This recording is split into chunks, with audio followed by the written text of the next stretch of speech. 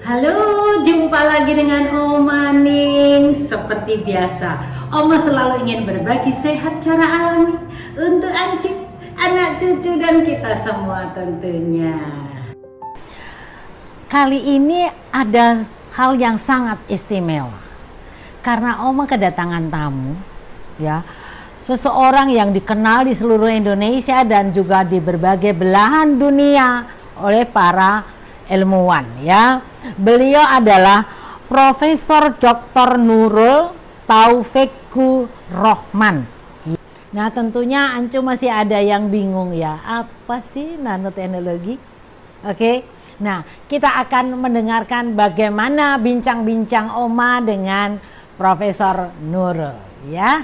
Bapak Ibu sekalian, ya, jadi nanoteknologi itu ya sebenarnya kan ilmu yang mempelajari tentang fenomena-fenomena yang ukurannya sangat halus, ya. Jadi umurnya sangat halus, di bawah 1000 nanometer, ya. Jadi mungkin 100 nanometer, ada 1 nanometer, 100 dan 1000 nanometer. Itu kalau di bidang pangan, kesehatan dan sebagainya itu di bawah 1000 nanometer, ya. Jadi kemudian teknologinya adalah bagaimana merekayasa. Kenapa kok merekayasa partikel-partikel itu ukurannya sangat halus? Ya, kenapa kok itu menjadi penting? Karena dengan kita merekayasa ukuran partikel menjadi halus, ya artinya kita itu bisa mendesain material-material kita itu sesuai yang kita butuhkan sama dengan ukuran molekul. Ya, sehingga ukuran molekul itu kan relatif cepat bereaksi. Nah, dengan adanya kita menggunakan teknologi nano, partikel-partikel kita termasuk partikel herbal, partikel-partikel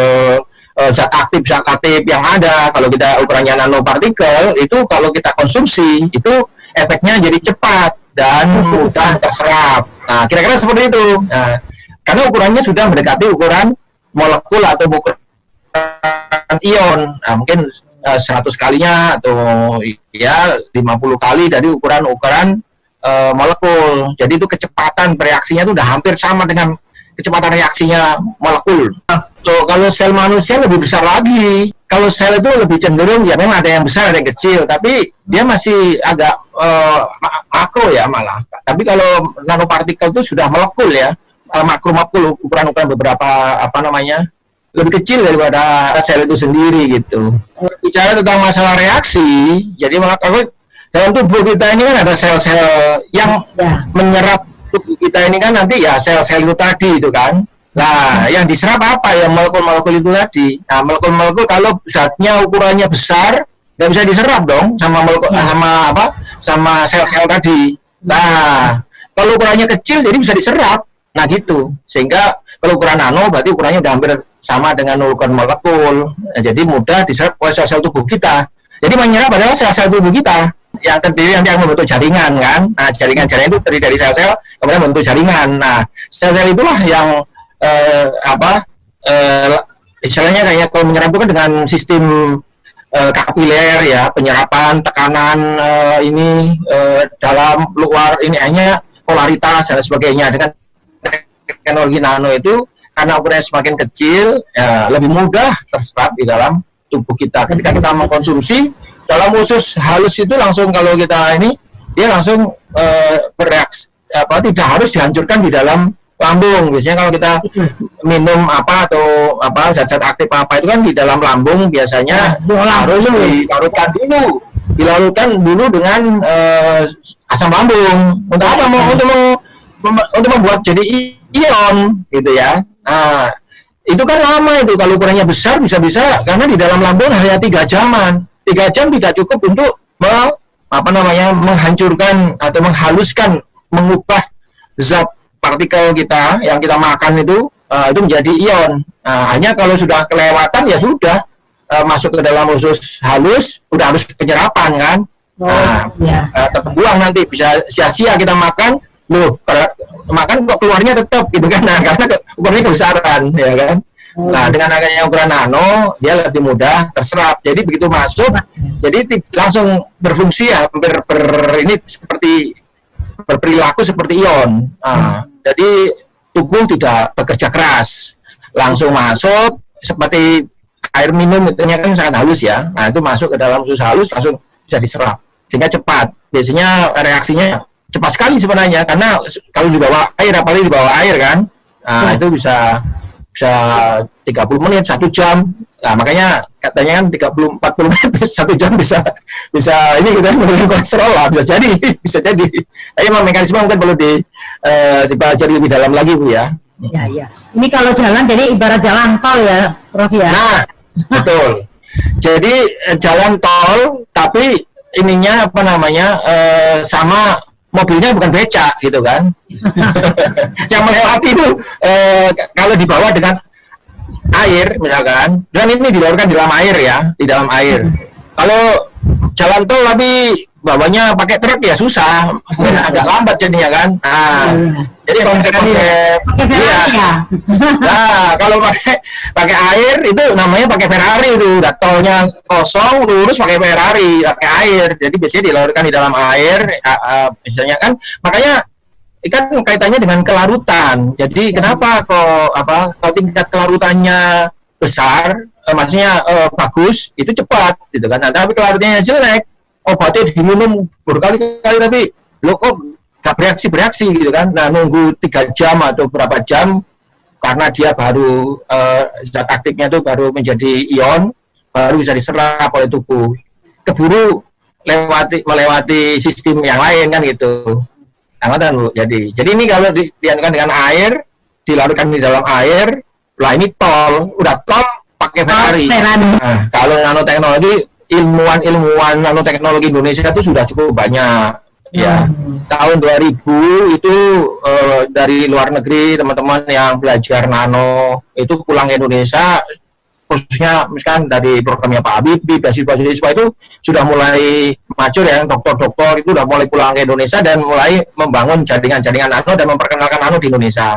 Dan kemudian di Indonesia pun di universitas sudah kuliah-kuliah nano diperkenalkan dalam negeri sudah mulai banyak ya. Jadi kalau saya lihat 2 dekade ya, sekitar 20 tahun ini perjalanan istilahnya sosialisasi, diseminasi, difusi nano sudah cukup besar, cukup banyak di Indonesia, meskipun secara isu nasional ini belum digulirkan karena mungkin masih Indonesia juga masih dengan banyak bukan masalah isu-isu yang lain lah kadang-kadang kan, termasuk isu politik, isu yang lain-lain, isu ekonomi dan sebagainya. Jadi mungkin menunggu waktu aja sih.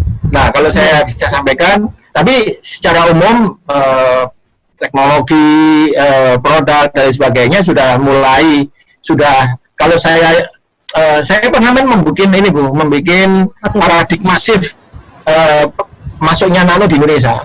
Masuknya nano di Indonesia itu 2004-2005 itu mulai rame ya, meskipun 2000-an sudah mulai jalan. Kemudian 2008 itu Kemenpr ini telah membuat roadmap nanoteknologi ya untuk industri. Dan kami telah survei di Indonesia. Dari 150 industri yang kami kunjungin dan kami survei apakah menerapkan nano atau tidak, 38% itu telah menerapkan nano.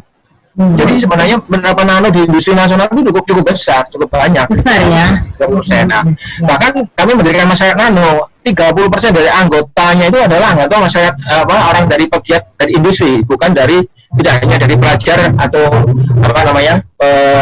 dosen. 30% itu dari pegiat dari industri ya gitu. Jadi cukup peluangnya sangat besar lah. Cuman perkiraan saya nih sekarang sudah mulai Indonesia mulai settle ya, menuju meskipun ada COVID ya, mungkin ada sedikit keterlambatan.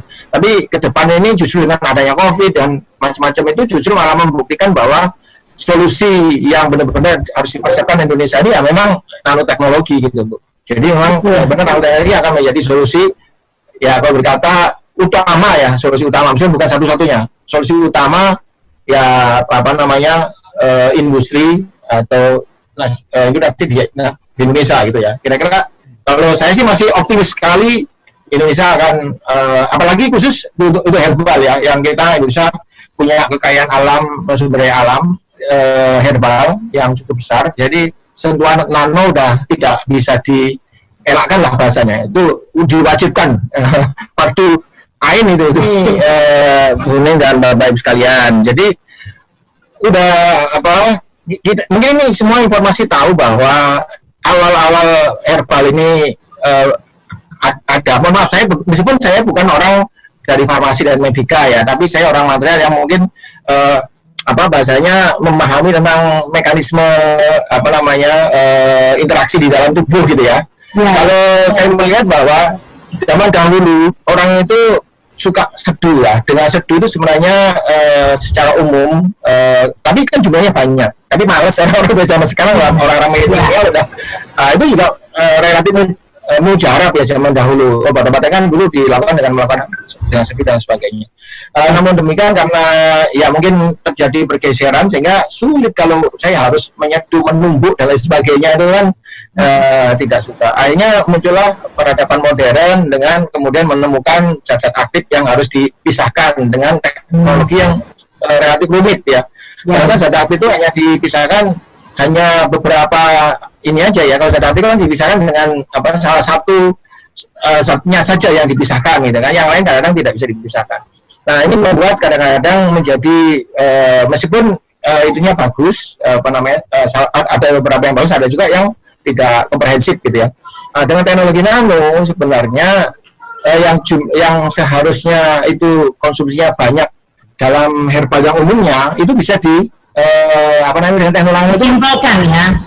Ya, jadi gini, herbal itu tersimpan di dalam sel selulosa dalam ini ya, di dalam tanaman-tanaman. Dan itu tidak akan bisa hancur kalau nggak dihancurkan dengan teknologi nano. Makanya untuk bisa mendapatkan zat aktif itu, orang itu harus ditumbuk, dihaluskan dulu, dikasih air, digodok, diekstrak macam-macam. Ya, dikeluarin. Nah itu kalau teknologi itu simpel, sudah tidak perlu lagi yang seperti tadi, itu hanya dinanokan saja, semua ekstraknya itu keluar. Nah, bisa langsung diambil gitu kan. Nah, ini kan suatu cara baru yang tidak pernah ada di dalam kamus dunia herbal sekarang ini. Makanya Cina terus kemudian India ini sangat aktif sekali mengembangkan mungkin pengobatan cara herbal ini dengan teknologi nano.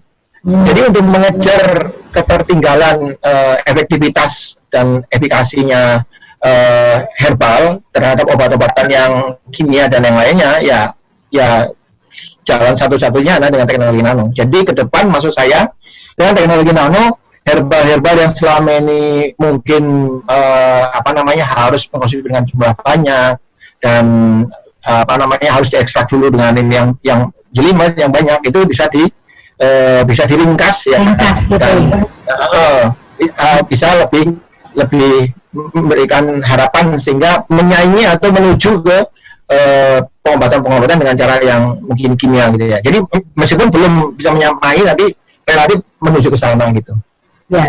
Jadi harapannya kalau memang tujuannya pengobatan dengan herbal, pengobatan atau bahasanya menjaga standar dengan herbal ini ya, dengan teknologi nano kita bisa istilahnya lebih efisien dan efikasinya lebih bagus gitu ya, lebih cepat gitu kira-kira seperti itu. Iya.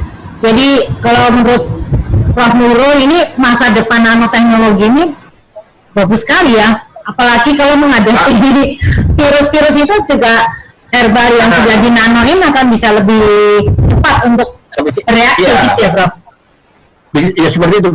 Jadi masa depan herbal ini akan menjadi ya misalnya nanoteknologi menjadi tulang punggung masa depan herbal kalau saya katakan tuh ya.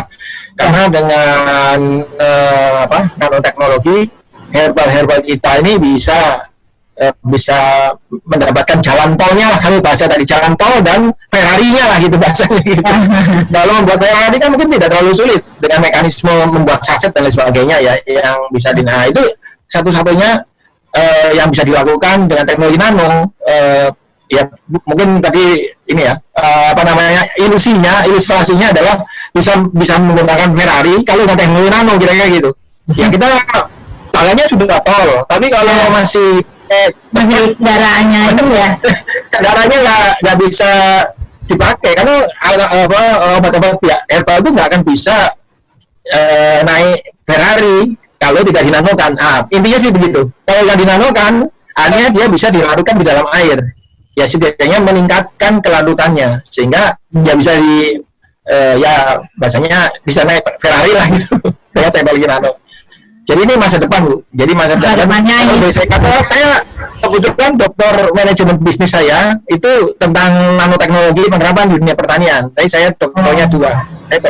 Tahun 2011 saya lulus dokter manajemen bisnis ITB. Ya, disertasi saya itu tentang penerapan nano di dunia pertanian, yang menjadi champion penerapan nano yang akan menjadi revolusi di dalam bidang pertanian. Itu salah satunya adalah revolusi di bidang ya pangan dan herbal dengan teknologi nano, termasuk pupuk juga sebenarnya. Ya, ini akan menjadi revolusi dan itu menjadi champion. Penerapan terbanyak, penerapan nano terbanyak itu salah satunya juga di bidang pangan, yang salah satunya di dalamnya adalah obat-obatan herbal gitu ya. Ya. Ini sudah pergi ke luar negeri. Sebenarnya kami 2012 2013 pergi diundang mewakili Indonesia ke Polandia, ke Eropa. Ada 36 negara, Bu, di sana. Nah, mereka masih berkutat, teman-teman dari Eropa, ilmuwan-ilmuwan dari Eropa itu masih berkutat dengan teknologi nano yang menggunakan kimia ya. Nah, kami itu mewakili Indonesia waktu itu, saya dengan Dr. Etik dari BPPT itu membawa nano herbal. Mereka tercengang bener. Begitu kita lihat, saya presentasi tentang nano herbal. Istri saya ngomong, kami mengembangkan herbal tanaman yang kita nanokan. Wah, kaget mereka. Jadi setelah presentasinya Dr. Eti ini langsung diskors 1 jam. 36 negara itu hampir semuanya itu datang dan mewawancara, ngasih kartu nama, ingin bekerja sama. Karena mereka belum mereka mempertimbangkan tentang bagaimana sih dampak negatif dari konsumsi nanopartikel yang mereka buat secara kimia. Tiba-tiba kita mempresentasikan bahan baku nano herbal yang biasa kita makan. Misalkan beras, ya mohon maaf, itu kan beras itu saya nanokan untuk kosmetik atau untuk kosmetik, untuk ini yang di dalam kulit. Jangankan masuk ke dalam ini, dimakan aja nggak apa-apa gitu kan. Mereka tuh kaget. Selama ini mereka menggunakan pewarna untuk tubuh itu menggunakan zat kimia ya, titania dan macam-macam. Nah, itu tiba-tiba kita memunculkan penggantinya dengan teknologi nano tapi herbal yang dimakan aja tidak apa-apa gitu kan. Itu kaget tuh mereka tuh bener. Langsung mereka tuh sekos, sampai malamnya saya diundang sama kepalanya, namanya Polandia, ini ya Institut Academy of Science ya. Saya mengatakan, "Ini kamu yang pintar tuh istri itu si istri kamu." Mereka nggak tahu kalau itu istri saya itu. Ini yang pintar yang sebelah kiri sebelah kanan gitu. Mereka wah ini cerdas banget itu menanokan herbal gitu. Ini belum dipikir oleh, dan kita satu-satunya waktu itu di dunia yang mengembangkan teknologi herbal pada saat presentasi di Eropa ya waktu itu ya. Yang menggunakan teknologi nano. Dari 36 negara yang diundang, kami yang mempresentasikan tentang teknologi nano untuk satunya ya. Ya, bahkan di Asia Nano Forum saya sebagai delegasi Indonesia pun dengan Malaysia, dengan Singapura, dengan teman-teman di ASEAN ini juga kita termasuk yang pioneer, Bu, untuk penerapan nanoteknologi di dunia herbal. Kita masih anggapan nomor 1, 2 lah itu. Bahkan Singapura mereka nggak punya herbal, jadi mereka pun tidak melakukan pengembangan itu. Baik, Prof, sudah cukup ya. Sementara sudah cukup, Prof. Bincang-bincang kita, nanti kita bisa lanjut lagi kapan-kapan, kita bisa ketemu lagi ya, Prof ya. Ya, Ibu. Terima kasih sekali semuanya. Terima kasih. Nah, demikian tadi bincang-bincang Oma dengan Profesor Nurul yang luar biasa. Oma kagum banget karena cara menjelaskan nanoteknologi begitu nempel di sini gitu. Seperti yang Oma tidak pernah lupakan adalah, jadi nanoteknologi itu seperti halnya kita mau pergi ke satu tempat lewat jalan tol, mobilnya Ferrari gitu. Jadi cepat sekali ya. Dan tadi sudah Ancu dengar semua bagaimana penjelasannya. Jadi tidak ragu lagi ya menggunakan produk-produk nanoteknologi dari Mahkota Dewa Indonesia. Oke, semua orang bisa sehat.